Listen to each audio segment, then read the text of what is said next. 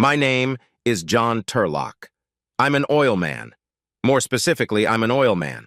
I work on refineries, pipelines, tankers, oil and gas wells, and my favorite platforms. I am the best at what I do. I am in demand and take pride in my work. I have a master's degree in petroleum engineering from Texas A&M University. Because of my knowledge and experience, I now have more money than I could spend in a lifetime. Not bragging, just a fact. I can fix anything, and I can make anything I want. That's what I thought. About 16 years ago, I was completing safety inspections on several offshore oil platforms in the Mobile Bay area. One evening, I was relaxing with a group of guys at an oyster bar off La Batra Bay, just south of Mobile. It was a rowdy bunch in a rowdy bar. We were lowering our long necks almost as fast as we were devouring oysters. I began to look across the room at a woman who was taking out bivalves. She was opening the oysters like a machine. Just watching her work was mesmerizing. When she picked up a 65-pound bag of oysters with one hand and poured them out onto the table, I marveled. She was definitely ethnic. Her long black hair was tied back with a red plaid bandana. She had dark and deep-set eyes under eyebrows that had never been plucked. Her nose was large, with a bump in the middle, something rarely seen in women. She had a large mouth and thin lips that matched the rest of her face perfectly. I had seen and met many women from all over the world, but this one was the first one I wanted to have as my own. Her hands were hard and calloused and showed evidence of years of work. She was not a beautiful young girl. She was a sturdy woman and fit to be the wife of a sturdy man. "Hey, John, what the hell are you staring at her for?" Nothing. I was just watching that girl shuck oysters. I can't take my eyes off her." "Hey, guys, John's checking on Marie." A lot of hooting and cheering followed. Marie looked up at the commotion at the other end of the room. I was caught off guard and a little embarrassed. From the other end of the bar, another of my recent co-workers shouted, "You must be wishing John dead!" I quickly tried to save face by ordering another round of drinks for the crew. We spent another hour sucking down beer and oysters, but I caught myself furtively glancing at Marie every chance I got. Bill Connor watched me stare at her and finally leaned over to me. "John, she's bad news.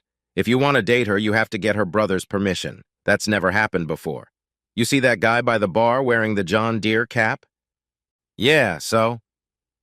"Last year he decided to get permission to go out with Marie. He went to Slidell to see his brothers. There's 3 of them, Clyde, Claude, and Clarence. They beat the shit out of him, drove him here, and dumped him on the porch. He couldn't work for a week. He hasn't spoken or even looked at Marie since." "What the hell is so special about her?" "You tell me, because you're the one who's been looking at her all night." "Bill, she's just adorable. If I don't spend time with her, I'll regret it for the rest of my life." "It's your funeral." After a while, I stood up and walked over to the John Deere cap. "Can I buy you a drink?" "What? Are you gay or something?" "No, not by any means. Just wanted to ask you about your experience with Marie's brothers." "It was a bad experience. I wanted to ask Marie out and she explained that I had to ask permission. My job has me traveling that way, so I decided to stop by her brother's house. They lived on the bay shore just south of Slidell. All 3 were thin and wiry. They didn't have an ounce of fat on them. They laughed merrily at me and made remarks I couldn't understand. The oldest, I think his name was Clarence, told me that I should punch each of them in the face to get Marie off my back. If I wanted to marry her, I had to beat them all at the same time. It was a game to them." "Sounds a little crazy to me." "It was. They weren't normal. I defeated the first one pretty quickly. It hurt, but I was able to hold off the second one. That left Clarence, and he beat the shit out of me. He was a kickboxer, and I wasn't expecting a kick to the mouth. By the time I came to my senses, he was already on top of me. The son of a bitch broke my jaw with a leg kick and a couple of ribs for extra convincing." "It hurts just thinking about it. Any suggestions?" "Yeah, don't go." I like a challenge. "Well, if you insist, I'd suggest you deal with Clarence first and watch his feet. Whatever you do, don't fight fair." "Thanks." I put a 20 on the counter to pay his bill for the rest of the evening. As I approached the counter, Marie stopped wiping her feet and walked over to it. She had a half-smile, half-grin on her face. I just stood there looking at her. She was even more mysterious up close, and I was sure I had made the right decision. Her rubber apron was wet with oyster juice and bits of shells. Wiping her hands on the towel, she looked up at me without saying anything. Droplets of sweat glistened on her face and hands. "You need to get married. Where can I find your brothers?" 4 miles south of Slidell on Highway 11. Look for the sign for Boudreaux's Landing on the right. They're at the end of the road. "Thank you. We'll be married tomorrow at noon. Be ready. I'll pick you up here." "How will I know you were there?" "You'll tell me." "Bring my brother Clarence's leather hat." As I turned to leave, she added, "If you can't handle them, you can't handle me either." I tossed a couple of 20s on the table and said goodnight to the guys. On my way to the door, I got a couple verbal jabs from them. I turned and looked at her one more time before leaving. She yelled across the room, "I'm coming to visit you in the hospital." Damn, I loved this woman. It took me 2 hours to find the stairs. The brothers came down from the porch to greet me. I recognized Clarence by his tattered leather hat. He looked like Crocodile Dundee. He asked me what I wanted when I approached them.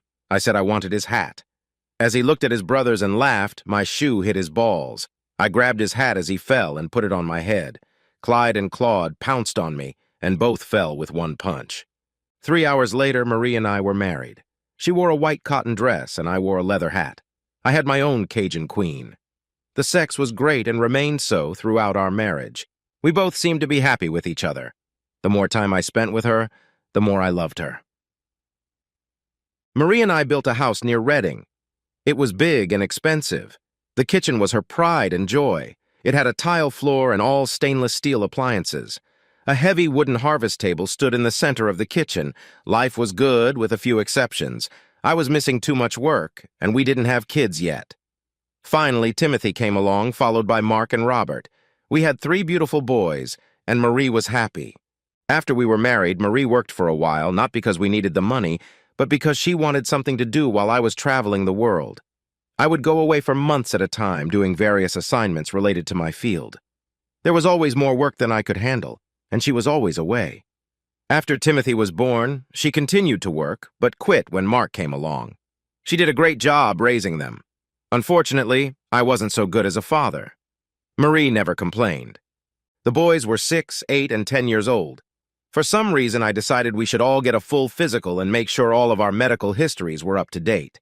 Marie wasn't thrilled with the idea, but seemed compelled to go along with it. I didn't understand, but to make things easier, I suggested that she go for the checkup first, and the boys and I go the next day. 2 days later, the doctor called and asked me to come in to review the results of the exam.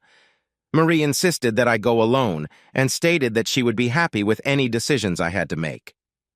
"John, it looks like the news is all good." Donald Curry has been our family doctor since we moved to Reading. He also delivered all 3 of the boys. "That's good to hear." "I won't go into Marie's examination results unless you think it's necessary. I'll just say that she's perfectly fine and has no immediate problems to worry about." "That's fine, Doc. I have no intention of prying into her personal affairs. Both hers and your file are pretty complete. The only thing I'd like is more information about the medical history of the boys' biological fathers. That would allow us to better navigate if there were any problems in the future." For a few moments, I sat in silence. I was trying to digest what he'd just told me and didn't know what to say back. "Could you repeat that, please?" "I'm sorry, John, that I didn't make myself clear enough. I just think that if we could get some information on the fathers, it would give us a database in case something happens in the future. I just need your permission to request the data." "I'm a little confused, Doctor. Are you saying I'm not the father of my sons?" I watched as a surprised expression appeared on his face, and he seemed to fidget slightly in his chair. He rummaged through his files for a bit, and then slowly looked up at me. "You didn't know, did you, John?" I didn't answer him. I just sank into my chair and stared across the room at one of those stupid medical charts that hung on the walls of the office. It was a passionate moment. I didn't know whether to cry or be angry, but most of all, I was overwhelmed with frustration, if you could call it an emotion. "Doc, let me call you back. I have something I need to take care of." When I stood up, I could see he was worried. It seemed everyone but me knew I wasn't the boy's father. I was in unfamiliar ground. I didn't know what to do. It was a feeling I didn't get very often. As I walked away, I turned around one last time. Doc, you said fathers. There's more than one. John, each of your sons has their own biological father. I sighed, nodded, and headed home. She was sitting at the kitchen table when I got home. She knew. I figured Doc Curry had let her know after I left. I don't blame him. It was probably a good idea. I picked up the long neck and sat down across from her. Speak up. I'm listening. I was worried, she began. It's been 3 years and I still haven't gotten pregnant. I knew how much you wanted children, so I went and got tested several times. Each time I was told I was fine. I couldn't ask you to check myself, so I took a sample, don't ask, and got it myself. You're sterile, John, not weak. Sterile. It was a shocking revelation, but somehow it made sense. At least now I had a reason. There were alternatives, John. We could have adopted a child, or we could have considered artificial insemination. Both options would have forced me to give you the bad news. I was afraid it would depress you, destroy your spirit, or possibly cause you to leave me. I couldn't take that risk. I guess that's when I made my mistake. I stood up and grabbed another beer. And what was the mistake? The mistake was Timothy's father. Let me get to the last question. It's a little complicated. All right, start with Robert. I need a beer. I waited a few moments for her to settle in. You've been to Samoa. I didn't even know Samoa had oil. Anyway, the washing machine started, and I called a plumber. Bob Monsanto had a private business in Boyertown. He looked and acted just like you. He even had a similar way of speaking. He was tall, strong, and confident. After he fixed the washing machine, I offered him coffee and started chatting with him. 2 hours later, he had me bent over the washing machine. We didn't even get undressed. 3 days later, you were home, and 3 weeks later, I found out I was pregnant. Looks like I'm going to have to visit Mr. Monsanto. Don't worry, Robert was killed in a 3-car accident on the Schuylkill Expressway 4 years ago. And you named the baby Robert in his honor. How appropriate. It wasn't a slip of the tongue at you, it just made things easier in my mind. It wasn't easy for me to do it. It's not in my nature to tease or seduce men. I wasn't very good at it, but I got the job done. You were so happy with Timothy, and you said several times that he should have a brother. It was a chance, and I took it. You want to tell me about Mark's father? I poured us a couple more bottles of Foster's. I met Mark Langford at the DMV. You were in Holland doing something with Union Oil. Mark and I started chatting while we were standing in line. He was renewing his driver's license before going to Iraq. We ended up having lunch at the peanut bar, and I got fucked in the men's room. You would have liked him. He was tall, very muscular, and fun. I told him what I wanted, and he agreed. Neither of us seduced him. It was almost like a business deal. I treated him to lunch. So Mark is named after his father? She didn't respond to the obvious tease. Mark didn't come back from Iraq. He had a funeral service at Indiantown Gap. I almost went, but I changed my mind at the last minute. We both sat in silence for what seemed like several minutes, but it was probably only a few seconds. Okay, now tell me about Father Timothy and why he was a mistake. When I first decided I was going to do this, I had no plan of action. I set out to find someone who looked like you. I had no idea what I was doing or how I was going to handle it.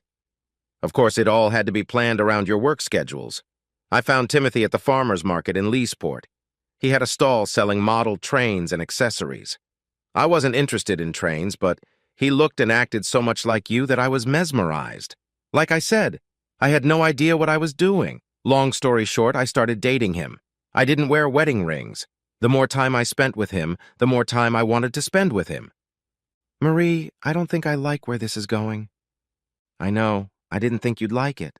That's why I saved it until last. Go on. We have to finish this before the kids get home from school. John, you were strong, smart, successful, and larger than life. You were and still are a man above most people. Timothy is the exact opposite. He is sensitive and understanding. He's easy to talk to and always willing to listen. Are you saying you prefer him to me? No, John, never. You're both different. You're both perfect in your own way. The main difference is that you're my husband, the man I got engaged to. The fact that I had to break my vows to give you the children you wanted tears me apart. I hoped it would make you happy and proud. I'm sorry it's all fallen apart. But you feel sympathy for him? Yes, I do. So, what happened? You were in Antarctica. It was a long trip, but you were supposed to be home soon. I dated Timothy for a few weeks. He wasn't a skillful seducer, and I wasn't very good at it either. I finally managed to get him into bed in his apartment and have sex with him. It was awkward, to say the least. I think it was his first time, but I'm not sure. I was hoping to get pregnant, so I figured I should at least give it a couple tries. It wasn't a hard decision for John to make because I loved being around him. I know it's not what you want to hear, but I'm trying to be honest with you. So what went wrong? Timothy proposed to me. He bought a ring that was too expensive, got down on his knee and proposed formally, just like in the movies. He was crushed when I said no, and of course wanted to know why. When I told him I was already married, I thought he was going to cry. That was the last time I saw him. You came home a week later and I found out I was pregnant. Why did you say that meeting was a mistake? Because I got involved. I got too close to the baby's father and let it get out of control. I made sure the next two meetings were quick and dirty. Fortunately, both of them worked out on the first try. Do you want me to talk to Timothy? God, no! I crushed the poor guy. He doesn't deserve any revenge on your part. If you feel the need, take it out on me. I'm the one who cheated. I'm the cheater. I broke our vows. Do what you want to me, but don't take it out on Timothy. I sat holding the empty bottle as Marie got up and went into the bedroom. I drank 2 more long necks and spent the night in the chair. I'm an oil man. I can fix anything. Finding out where Timothy McClure had moved to wasn't difficult. I didn't say anything to Marie, but Saturday morning the boys and I drove to Lancaster to the Steampunk Model Train Center. Timothy had successfully moved his model train business and gave it a steampunk-style makeover. It wasn't a large-scale endeavor, but it was impressive. The boys were thrilled. I spent the first 10 minutes with the boys and then walked over to the counter, which I realized Timothy was sitting behind. Hi, nice place you have here. Are you the owner? Timothy McClure, and you are? He held out his hand. John Turlock. I wasn't sure he'd find common ground with Marie, so I just agreed. Are you just passing through? No, we were traveling here on purpose. You don't mind if we spend some time looking around, do you? Not at all. That's why I've worked so hard to arrange things here. But I'd like to move to a bigger place. We ended up having a couple cups of coffee each and spent 30 minutes chatting about nothing. Are you married, Timothy? Do you have children? No, unfortunately. I came close once, but it didn't work out. No alternatives? Never. I thought about it, but Marie was the only woman I considered. Water under the bridge. I have to move on. I take it you like children. Of course! I'd give anything for a brood like yours. You're a lucky man, John. I leaned back in my chair and couldn't keep from smiling. I'm an oil man. I can fix anything. Timothy, I'm going to offer you the deal of a lifetime. It's been 18 months since I left Reading. For the last 3 months, I've been freezing my ass off here in Prudhoe Bay. The best part of the day was finishing my shift in the break room. Who knew cold beer could taste so good in northern Alaska? I had my crew with me, and we were celebrating the first oil from the new barrel. 3 of them were from the old Bayou La Batre gang. We had been there for about an hour when I noticed a very tall blonde Amazon sitting at the other end of the room. She had an equally large, blonde-haired male companion with her. It was strange to see women working on the North Slope, especially women of her level. I couldn't take my eyes off her. Even from across the room, I could see that her eyes were crystal blue. I watched as she reached up and unraveled her hair. The golden curls scattered as she shook her head from side to side to untangle them. She noticed me looking at her and gave me a small, sly smile. It was like a dare.